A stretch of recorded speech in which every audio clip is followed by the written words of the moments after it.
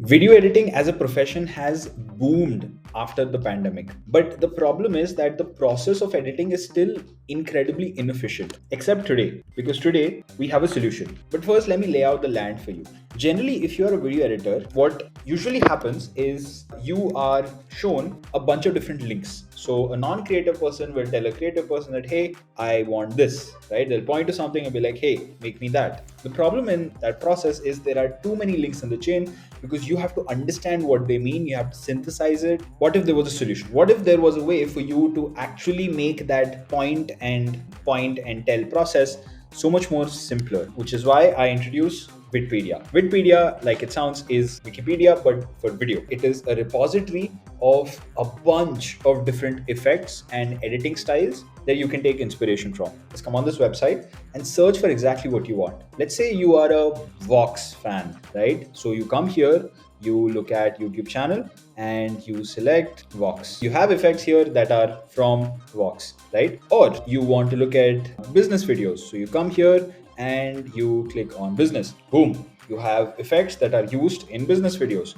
Or you want to not just look at business videos, but you want to look at videos that are there on YouTube. And boom, there you have it. And not just this, these filters can be used with each other. So you can, let's say, filter for podcast intros that are on YouTube from channels that are in India and in the niche of, let's say, business. It's a never before way of solving for efficiency in editing. Because if you're an editor or you know an editor, you will know that editing the video is not the problem. Knowing how to edit it, that is the problem. But this actually goes a few steps further. Some of them are in process, but I'm just going to explain what all is in the works. So now you look at something and you're like, hey, this is really cool. I can use this for inspiration, but you still have to go and create it yourself. That is still a challenge, right? You have to go and understand, hey, what is that effect in After Effects, or how do I do this in Premiere? But what if you could just literally take this as a template? You see the same tile, but in a bigger form, so you can see it more clearly. But also, you get the option to download that as a template. Now, this is still under the works, but the idea is that rather than looking at some stock template video of some title animation that never actually is used in an actual video, why can't you use the animation that are actually present in videos and change the text or change the color or the font or whatever it is to use it in your video? That makes, like, to me, that makes so much more sense than looking at, let's say, some stock template on Envato that really, like, I had to think of how do I apply this. But another feature is music identification. So editing goes hand in hand with sound design, and I suck at sound design, which is why I thought of this feature. The idea is that you should be able to know in a video that, hey, I know that there is a sound effect, but what is that sound effect? This solves for that. So let's say you, for example, I have been editing for a while now, and it took me like a year into my editing journey to know that there is something called a riser. The idea for the music section is for you to be able to know not just what background music is used, where it is used, what is the sound effect, what is that called.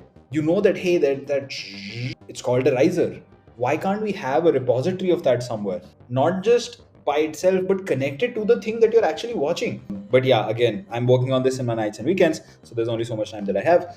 But we have solved a huge problem, I believe, for video editors. So if you are interested in this, if you find it useful, please check out the website. But more importantly, please drop me a DM or comment on this thread or wherever you see this, because I will be launching some sort of like a closed group where I can test this out over the next, let's say, 2 to 3 months as I'm developing this more and more to help you as an editor become better. Okay. So the video that you just saw was the first ever public beta test or public announcement of Vidpedia. Vidpedia is the app that I made. I've been working on it for the past 1.5 years.